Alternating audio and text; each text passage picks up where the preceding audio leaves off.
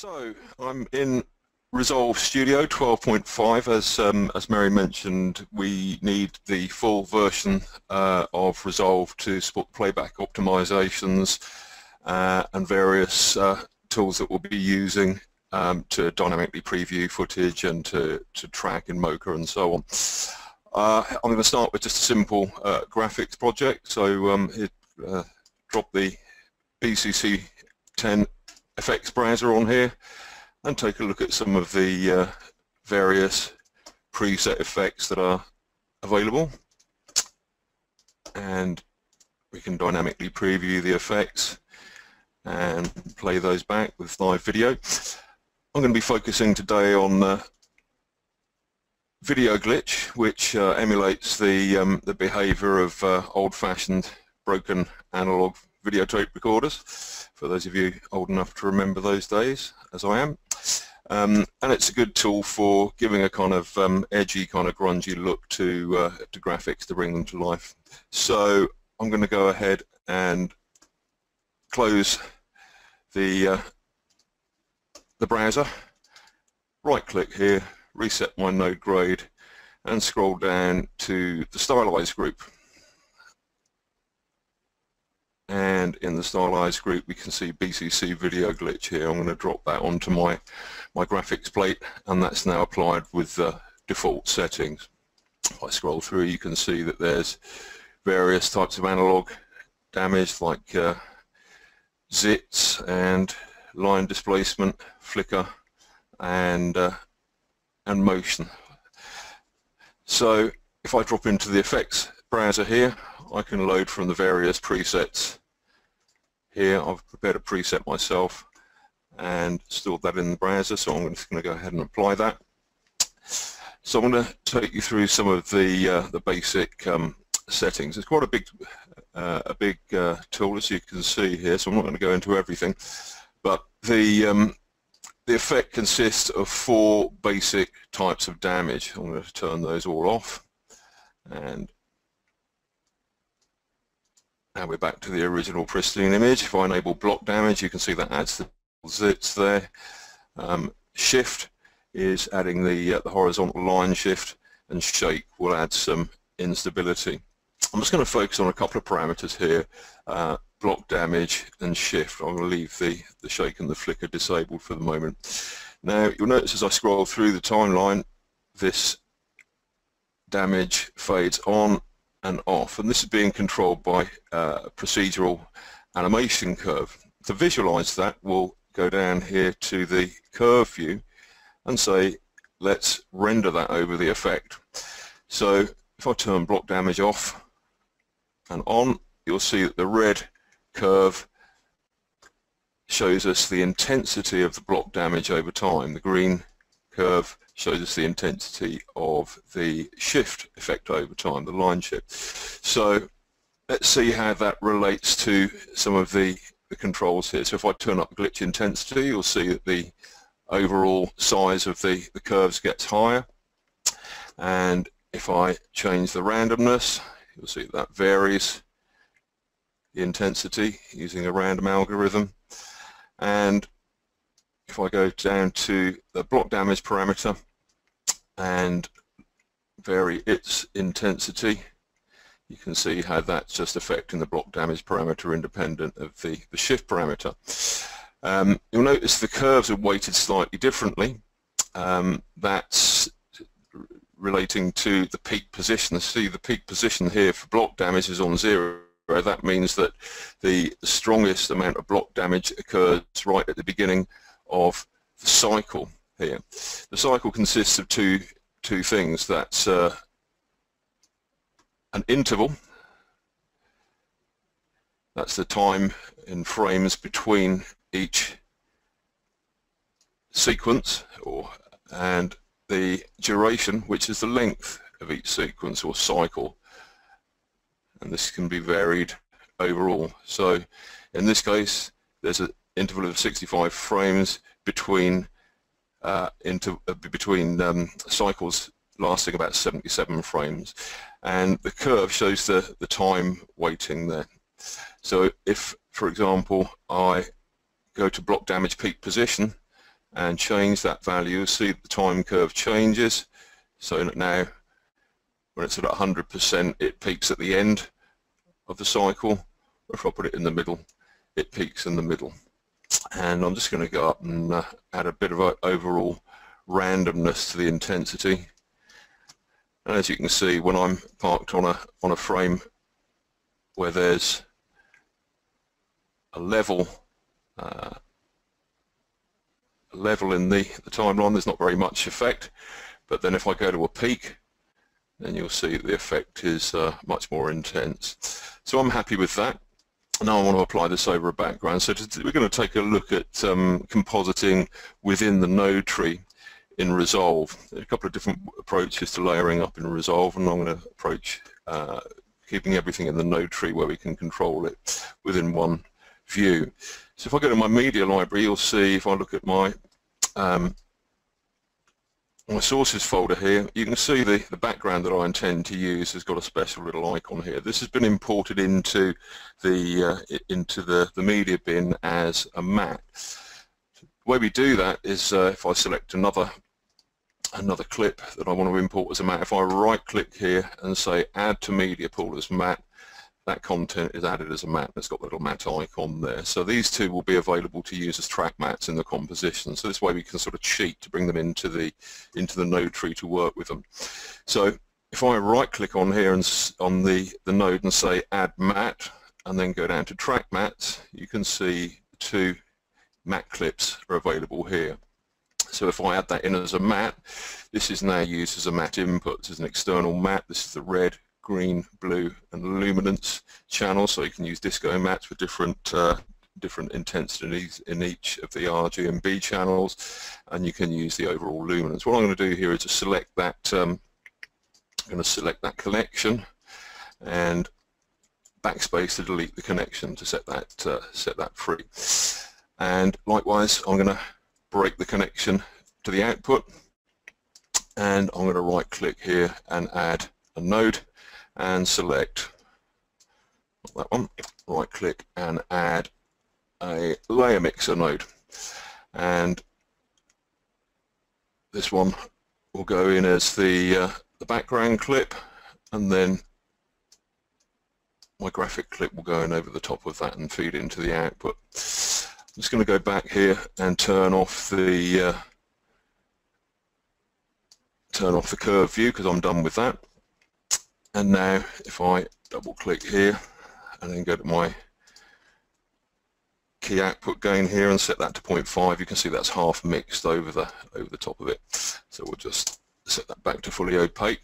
If I right click on the layer mixer here, then I can change the compositing modes to add and multiply and so on. This is the original graphic is over 50% grey, so I'm going to use the overlay composite mode, and that makes grey basically have no effect on the image, and then anything that's darker than grey will darken, and anything that's lighter than grey will lighten the image, pulling that background texture through. So just grunging the image up a little bit and then applying it back as a composite into the final image. So it's a very quick and easy way to develop graphic looks, kind of extending the native capabilities of Resolve into full design and finishing toolset. So in the next example, I'm going to go and take a look at transitions. So if I open up my transitions clip, you can see that one's already got some transitions on. I'm going to start with an empty clip here and go into the color tool, and I'm going to switch from clip to timeline. So this is effectively like an adjustment layer which will apply a node or nodes to the entire timeline. So I want to stylize the entire image. So if I go in here and hit Alt and S to add a new serial node, now I can go in here and choose from some of my different styles here. I'm going to go to the film style and drop the fast film glow effect on top of here, drop into the FX browser and pick something to apply to the overall clip. So you can see as I scroll through, that's applied as I look to the entire clip. The BCC tools are also available as transitions that can be used to mix between the segments in the timeline. If I go to my edit tool here, you can see I've got several different segments here. If I stop on a transition point, this green highlight indicates that there's handles present, so that I can do a mix using the standard tools. So if I just add a arrow iris from the standard tools there, you can see that's just mixing between that with a kind of a standard wipe. And if I select that and backspace to remove it, if I go to OpenFX, you can see that I also have a set of BCC transitions as well. So for example, if I choose the film glow effect, I can use that as a wipe, or I can use different tools such as Swish Pan. I'll drop that on here and scroll through, and now you can see I'm using the Swish Pan. I'll play that back. I can also go to the inspector here, select that that transition, go into the OpenFX tab, open up the effects browser, and here you can see I can choose different presets and visualize how they're going to be applied as a wipe. I'm just going to jump to the next shot and choose another transition, this time lens flare spiked, and once again if I drop into the OpenFX tab, open up the effects browser, here we can pre-visualize how that's going to look as a transition. So very quick and easy way to apply cool effects as transitions within the edit. Note how that once that plays through, that's cached to RAM and that plays back interactively. I'm working on a little MacBook Pro 15-inch here, so I'm quite grateful for that caching capability because I don't have sufficient resources to play back in real time. So that's using the BCC tools as wipes or as effects. And there's a bunch of new ones here in the current point release. I'm going to drop back into the media list here, and I'm going to take a look at something new for BCC 10, which is Beauty Studio. The Beauty Studio is a set of softening tools that allow us to improve flesh tones and work with different frequencies of blemishes and so on. So I'm going to go into the image restoration group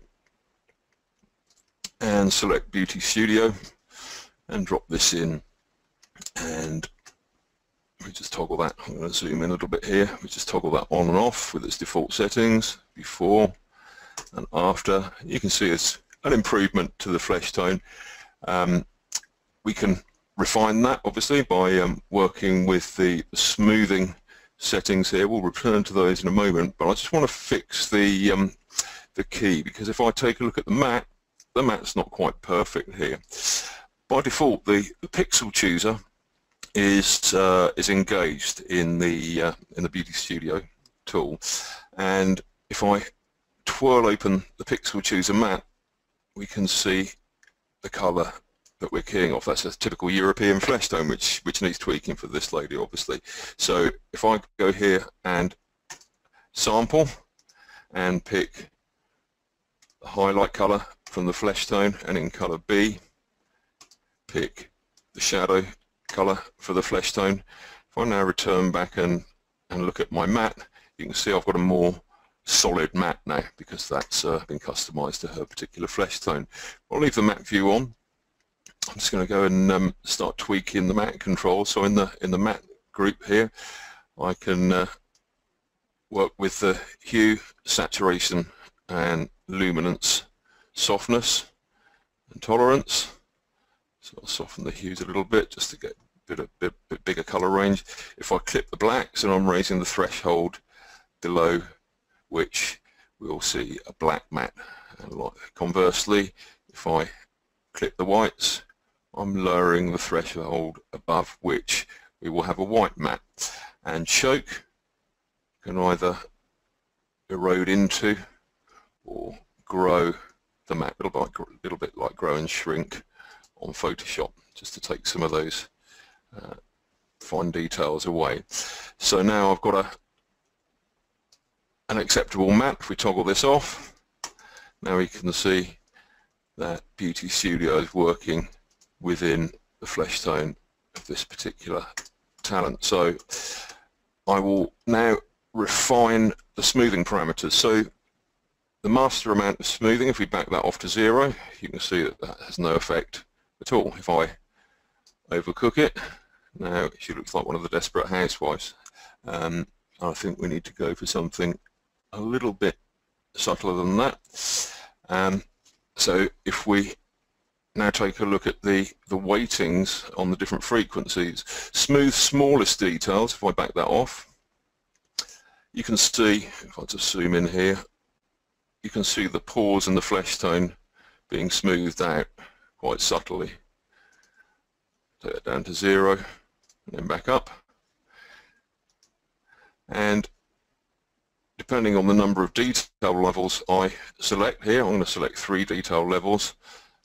And now I'm going to change the smoothing of the small details, and that'll have an effect on the lower frequency details like laugh lines and wrinkles, and the medium details is affecting the overall shading. So depending on the level of frequency where the blemishes are occurring, we can fine-tune the response of the tool. Preserve contrast pulls back the original color contrast through the effect, so that we don't see too much of that plastic effect that often gives that game away. Detail scale will globally scale with the different frequencies that I'm working with here.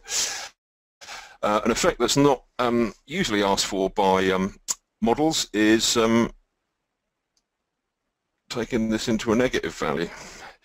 Now you can see that I've made her look a little bit older. Obviously not the sort of thing that you would use in a beauty commercial or cosmetics commercial, but quite valid technique on historical dramas where you have to age somebody by 20 years over the course of an epic story or something like that.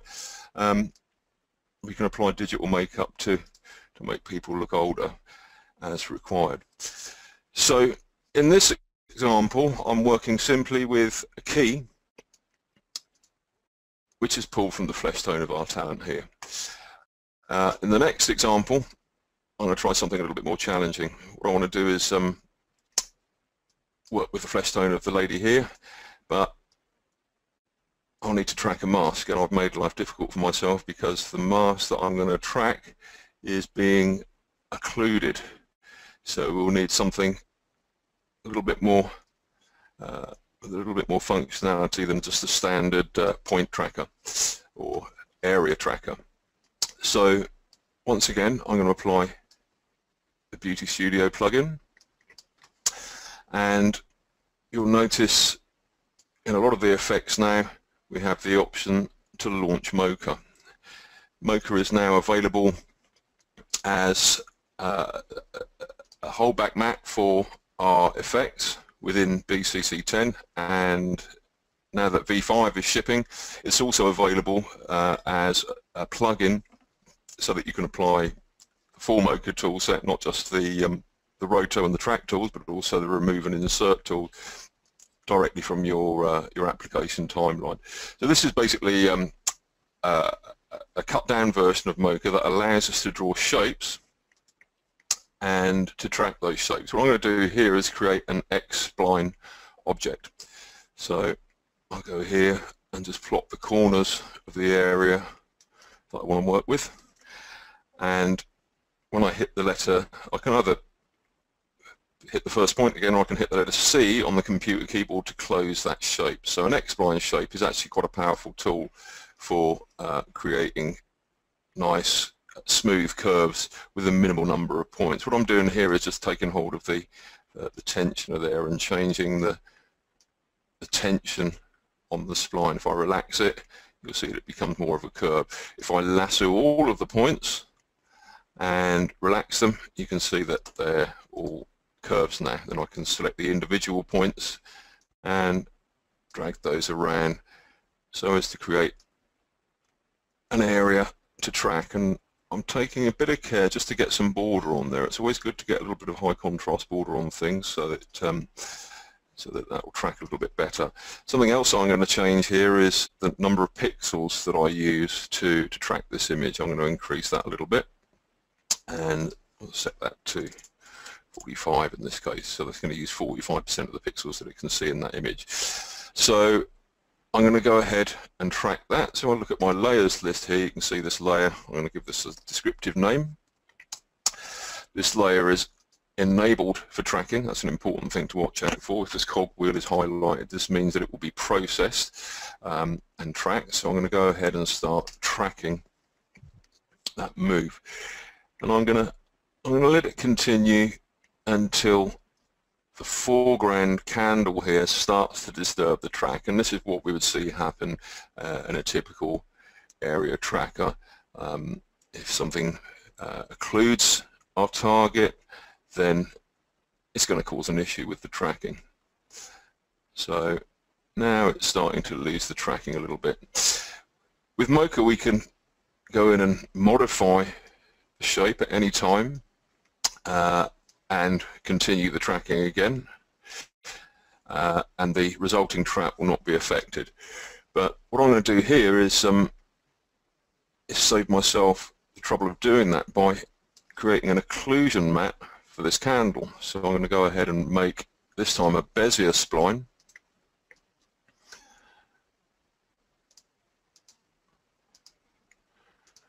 and just plot around that candle roughly. And I could track this. I'm going to show you an example later of how we can actually track something, even as something is out of focus of this. But for the purposes of getting the successful track on the lady's face, I'm just going to animate it, because in addition to being a tracking tool, Mocha is also a fully functional roto tool. So we can create very complex roto splines. We can animate every vertex, and we've got animation tools. An animation viewer. We've got a dope sheet here where we can see each keyframe and modify each keyframe as required. So we can create some quite complex roto shapes as well as tracking. So the purpose here is just to make a very simple roto just to cover over the area that I don't want to be affected by the occlusion. So let's give that a descriptive name. And now these here are showing us the precise view of every point. So if I select a point, that's zoomed in. I don't need to see these at the moment, so I'm going to turn off show zoom windows. And I'm going to focus on the mat. So I'm going to select the mat for the face, and I'm going to go up here and say show layer mats. So this is the mat for the face, and this is the mat for the candle. Wherever you see a little triangle in the corner of a menu button, this suggests that there are options. So if you press and hold the mouse here, we can see the options. So I'm going to say selected track mat for the face, and now we can see how the foreground shape, the shape that's above it in the layer list, is occluding it. So basically anything within that area of the candle is not going to be analyzed by the tracker. So that's kind of what we want. And the logic here is that anything which is furthest away from the camera should be at the bottom of the list, and anything that's closer to the camera should be at the top, and then these will occlude each other. So if I park on the last frame where I've got tracking information, note the blue indicates this has been tracked, the red, this has not been tracked yet. So if I stop here where I've got my last tracking frame, I'm going to take care to turn off processing the candle, because I don't want to track the candle. I've already done a roto to move that around, and start tracking forward. And you'll see now that despite the candle moving in front of the face is tracking nicely, because Mocha is aware of the occlusion now. So I'll just let that complete.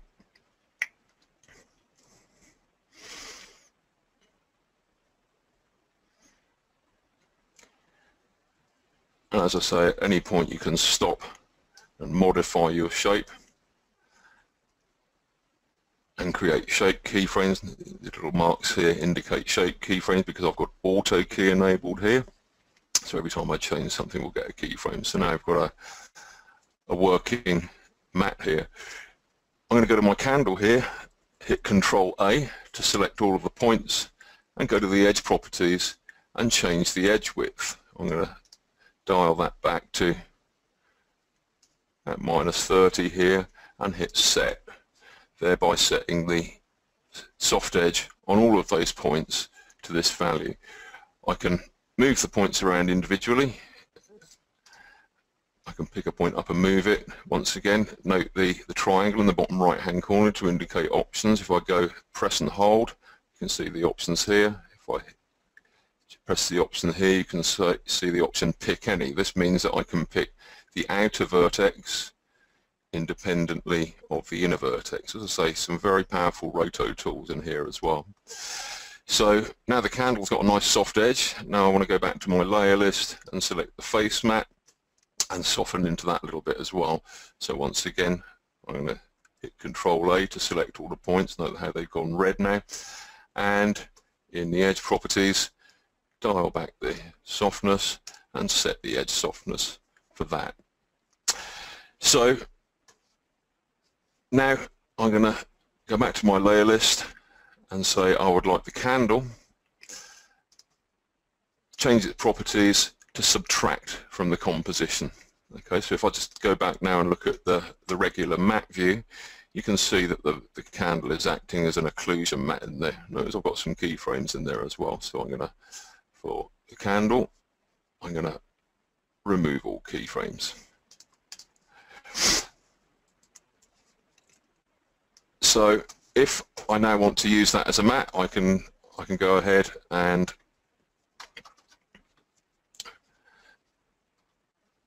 add that in.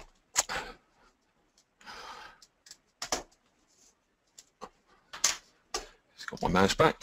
I can add that in as a mat and work with that, or alternatively I can do some more tracking work here. What I want to do is put a lens flare on the candle. I've got a couple of things to do in this session. So I'm going to add another shape. I'll go back to my layers list and turn the current shapes off, and I'm going to add another shape just to track that candle motion. It's very indistinct, but I should be able to get a reasonable map from that. So if I select a Bezier shape and just draw around the candle shape, hit C for close, and now I'm ready to start tracking. So I'm going to go back to select both here and start tracking backwards on that. So I'm going to use all of the pixels there. I'm not going to track the face anymore. I'm going to give that a name and track back to the beginning.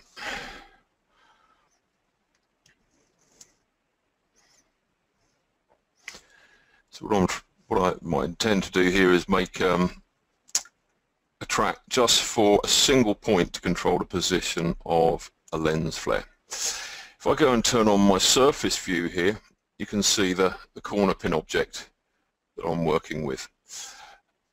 If I hide my points here, or hide my shapes, what I want to do is move the corners around so that my center point, the little crosshair in the middle, is sitting in the position where I want my lens flare to be. So somewhere around here. So that's the center point where I want the lens flare to be. I'm now going to export this tracking data so I can use it downstream. So I'm going to hit export tracking data, and I can export either as a center point track just for this individual point, or as a corner pin. If I go to center point and hit save, and then choose a target folder. I'm going to save it and overwrite one that I created earlier. Okay, so now I'm done with that, so I'll turn off view for that because I don't need it anymore. What I actually do need is the face map that I've created there. I got into a little bit of pickle by leaving my keyframe, auto keyframe on, so I've got animation there on the map for that that object. So I'm going to take advantage of UberKey. The UberKey applies an overall an overall keyframe adjustment to all existing keyframes. So if I now go to my edge properties and set the edge, now you can see the edge is set over all of those frames as a global setting. So that's kind of got me out of trouble. I wasn't paying attention to auto key being on. Likewise, be aware when UberKey is on, turn it off when you don't need it, turn auto key off when you don't need it. Now I'm done. So if we look at the mat, you can see that the candle is occluding into the mat there, and that's doing what I need it to do. Turn the surface view off there for a moment, and now the time has come to save the setting down. I can either click the save button here, or I can hit save project. If I want to export the project to use elsewhere and another effect, that will save it so that it can be loaded. We'll see an example of merging a save project in shortly. So now we're done. We've got a map for the lady's face. This can be used to hold back Beauty Studio, and remember we've also exported the track information for the candle here, and it's that I want to take a quick look at now. So I'm going to exit from here and save the project, and just going to jump into the Finder here and take a look at the setup that I've saved here. There's the setup that I saved, and if we open that up, you can see that's a human readable single point track, just showing the offsets on each frame, X and Y coordinates, and this can also be loaded into other applications. As you can see, the header says that it's compatible with After Effects. So this is data that can be used both in Boris FX and in the outside world, downstream in the post-production pipeline. So I'm going to return back to Resolve. And now I'm going to make use of that that track information that I exported for the candle. So we'll jump back into the timeline, back into Beauty Studio, and in this example I've added a BCC lens flare effect. So let's just jump to that shot.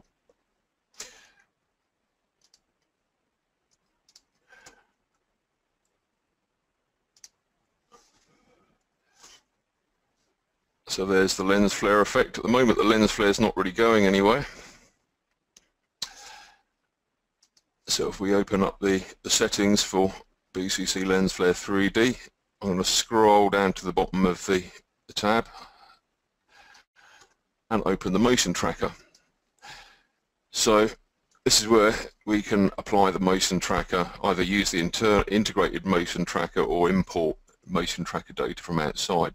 So what I'm going to do here is go to Load and go into my Setups folder, import my track, and now you can see the tracking curve overlaid here. If I show motion path off and on, there's the track curve, and I can now choose what I want to apply that to. So if I go into apply it to light source, now my motion tracker is controlling the center of the light source. And if I turn motion path off, it's going to go into full screen view for a moment, Control and F. Now we can see,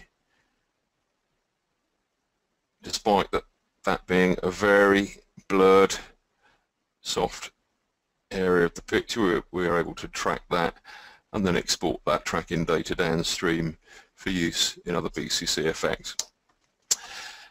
Moving on.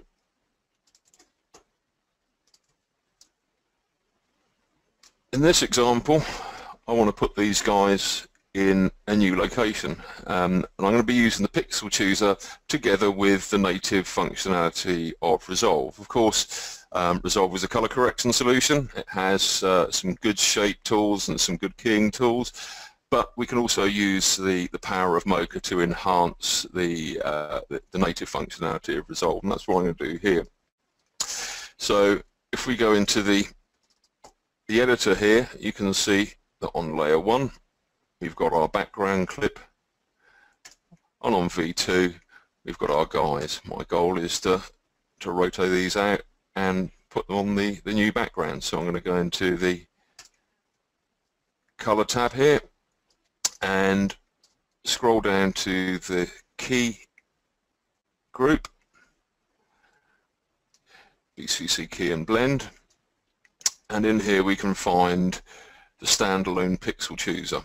So I'm going to drag that on to the image, and this will now initialize in its default state.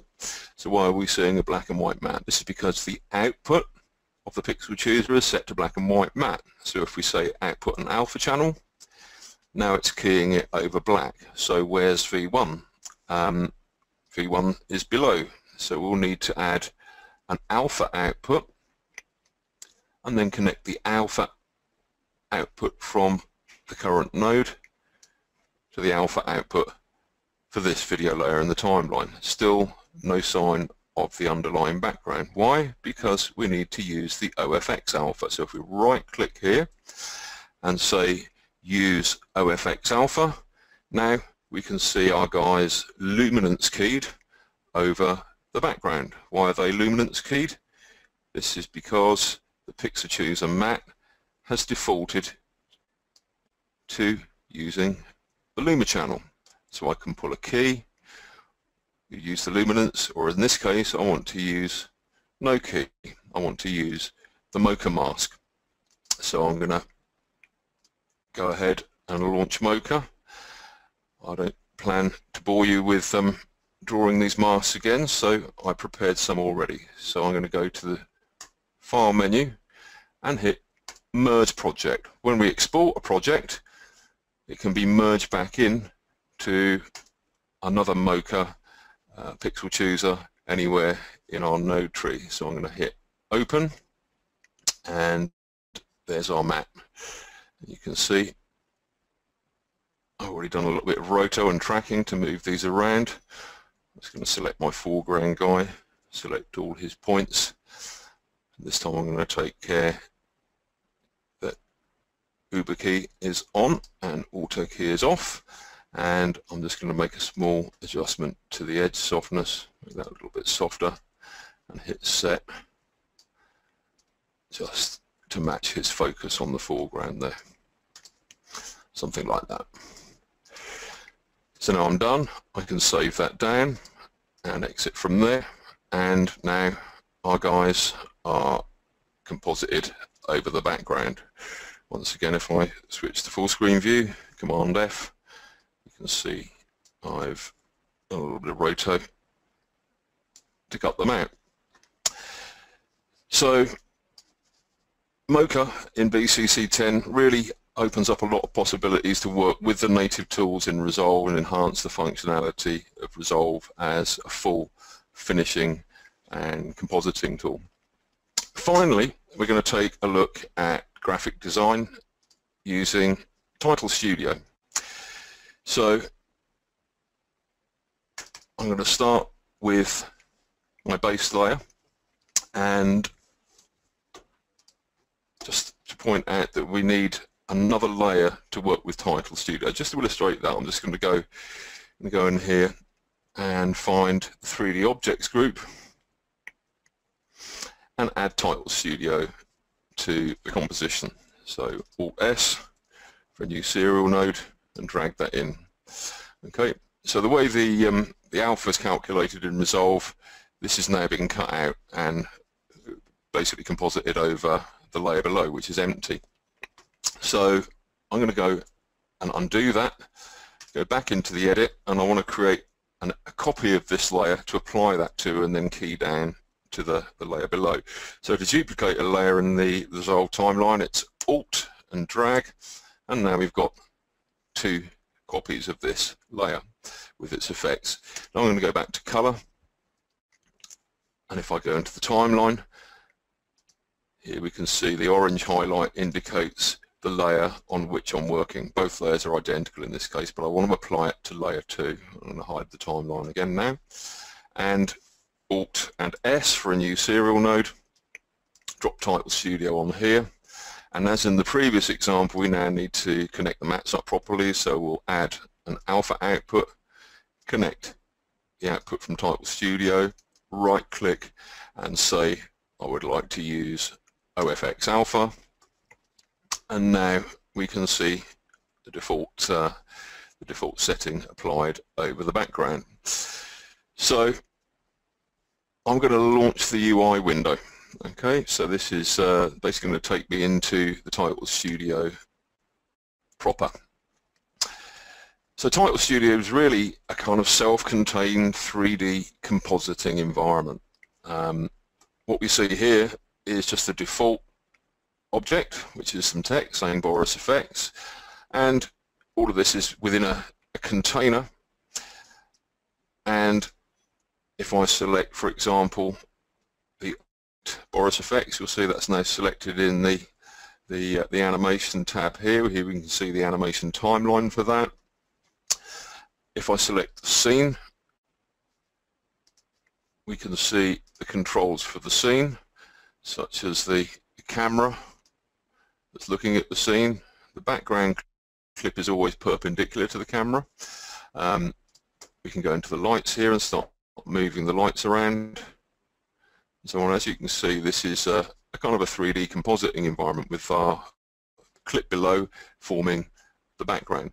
I'm going to completely trash everything in this scene by selecting the top level, the 3D container here, and hitting the backspace keyboard shortcut to remove everything.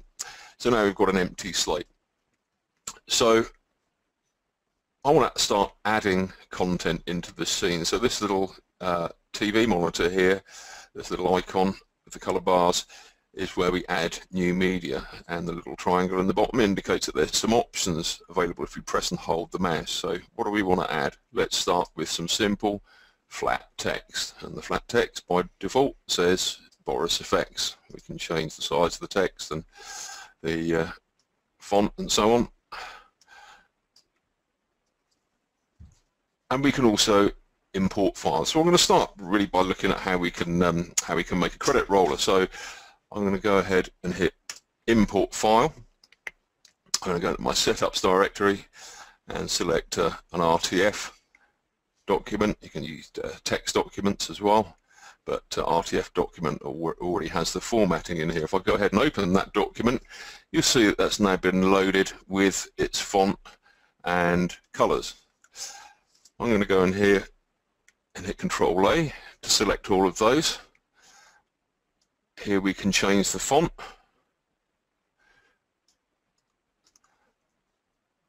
And here we can change the color. At the moment we're filling with a color. We can choose to fill with a gradient if required. I'm just going to fill with a solid color. Set that color using the color picker to sort of light blue, and hit OK. And now all of those text entries are styled in that way. So now we have our first object within the scene. So this middle bar here is the transform tool. So if I select the transform widget, you can see by moving the axis tripod, I can constrain my motion to X, Y, and Z, or if I hit the little square, then I can move it laterally around the screen. So what I want to do here is kind of create a credit roll, so I'll need to animate this. So at this point, the auto key button is not on. If that's on, then we'll create keyframes every time we make a change. I prefer not to use this method. I personally like to create keyframes explicitly, so I'm going to turn that off. So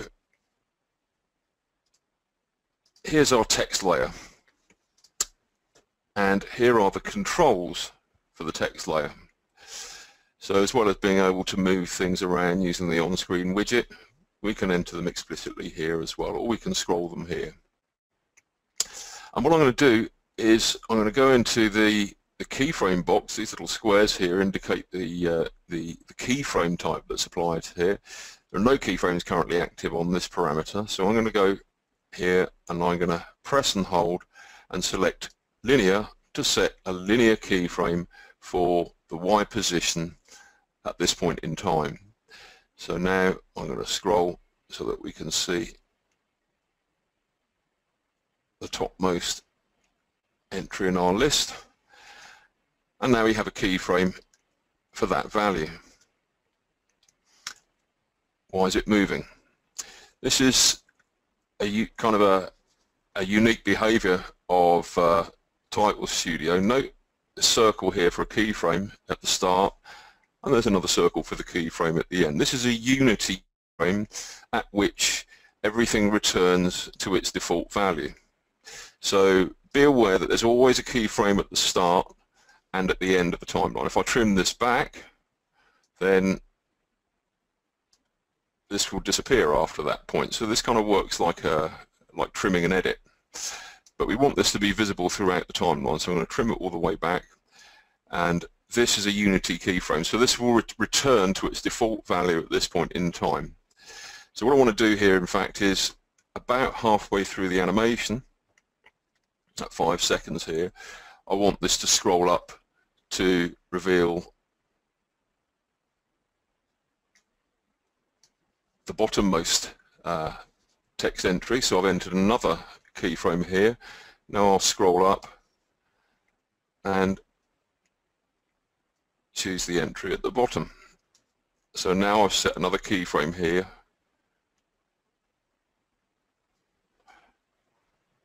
and it will still continue to move. Okay, so if I set a keyframe, make that linear, it will still continue to move after that point, which is actually not what we want. So if I go to that keyframe here and say this is a hold keyframe, now the animation stops at that point. So if you want your animation to stop or pause temporarily before restarting again, like having two dummy keyframes where it stays still, then your animation keyframe type needs to be hold. Okay, so I've got a linear keyframe at the start and a hold keyframe halfway through, and as its name implies, it holds it in that position to the end where the unity keyframe is. So hopefully that illustrates how easy it is to set up credit rollers, but what this is kind of more of a design composition really. So I'm just going to click that and enable my X position. Notice I can move the X position and no keyframes will be set because the dotted line indicates that there's no keyframes there. So next I want to introduce another object into the scene. So I'll go to my Add New Media button, press and hold, and say now I'd like to add extruded text. So now it's added extruded text in the default settings. So if we go in here and increase the size,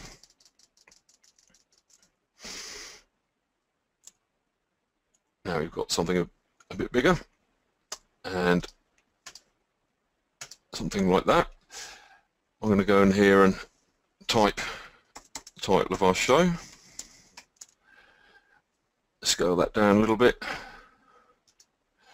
until it kind of fits, and now I want to bring that forward. So if I just touch that on the Z axis constraint, you can see I bring that forward. Notice how as the bevel clips through, that illustrates that we're in a full 3D environment here. I want to take my roller text here and I want to move that back a little bit in Z. So if I go to my roller text, go to the controls here and move those back in Z, I want those to be quite a long way away. And I'm going to change the master scale up so they're a bit bigger and move the X position over here. None of these things are keyframes, so that's not going to affect the animation, which is just these moving around. So now let's focus on our title text here. If I go and select that and then go to the controls here, you can see that we've got extrusion controls. For example, I can change the depth of the extrusion. I actually want this to be thin and just beveled. Obviously we can change the bevel amount. I'm going to change the bevel type to a convex bevel to give it a nice rounded edge. We can also change the edge contraction, so we can actually make the font a lighter weight as geometry, which is quite nice. So now we've got a 3D object, as you can see. If I spin that around in the x-axis, you can see that's true 3D. So now I want to warp this a little bit. So if I go up to the shaders menu here, then I've got a bunch of deformers that I can apply to our 3D geometry. So if I go into the bend here and say I would like to add some bend to that by increasing the strength. Now we've got a warped image. So if we go back to the orthographic views, you can see how that's working in perspective. I go to the panels and back to single. Now we're just seeing what the camera sees. So now I'd like to stylize this a little bit more. So if we want to add new tabs to the selected window, we go up to the windows here and say, in this case, material styles, will add the material styles tab to that window. So if I go in here and say I would like to apply the brush metal, teal, silver texture to that, you can see there's a library of different materials that we can apply. And obviously by choosing texture maps and bump maps and so on, we can make our own styles as well. So I'm just going to go back and pick one of the standard presets because we don't really have time to build one up from scratch. So losing this a little bit in the shadow here, so if I go up to the scene and go to the scene controls and go to the lights here, I'm just going to move my lights back a little bit in Z. This can be quite sensitive, so hold the Alt key to make the motion more subtle. This kind of has a gearing effect to make the changes less drastic. So now we've got the whole thing lit up. Now I want to add another object into the scene. So the next thing I'm going to add is a geometric primitive. So if I go back down to my media, I'll say I would like to add a sphere. Okay, so now the sphere is texture mapped with Video 1 by default. Okay, so let me just undo that. Why is it texture mapped with Video 1? If we open up the sphere and look at the texture, it's saying it's taking its texture from V1, which is the layer input source to this effect. If I go in here and click on that and hold, I can choose other inputs. So for example, I can choose an image file, go into my graphics folder and choose the Boris FX logo, for example, to texture map it onto. I'm going to undo that because I actually want the video to be texture mapped onto this ball. So I'll select my sphere, go to the controls and change its position in Z. Move that back behind the logo and then change the master scale up. So now we've got a texture mapped ball, texture mapped with a video input. Finally, I want to add a 3D model in to complete this composition. So if I go to my objects here and say I would like to add an imported model, I'm going to go to my setups folder, and in here I've got an OBJ model, simple globe. We can use OBJ, 3ds or Cinema 4D models in our composition. If I go ahead and open that, now I've imported a model, and I'm just going to scale that up a little bit, and as you can see, we're working in a true 3D environment, so that's clipping through the foreground object. So we'll just scale that back a little bit and make that the correct size. Once again, I can go to my material styles and choose a material type for that and apply that. Last thing I want to do is just animate that a little bit. So if I go to my imported model, into the controls here, and for spin I'm going to set a linear keyframe here and add that keyframe and go further down the timeline, add another keyframe here. In fact, I want to go align it with this one, so if I click that one, then my timeline positioner is aligned with the keyframe that I've selected. So I'm going to add a keyframe for this object. So now I have a keyframe for the sphere. I'm going to say this is a hold keyframe because I want it to stop rotating at this point, and I'll spin that around. In fact, I did that wrong. That was the sphere. It was actually not the sphere that I wanted to animate, but backspace to remove that, but the model. Okay, so if I add a keyframe for the model and set that as a hold keyframe, rotate that around a little bit,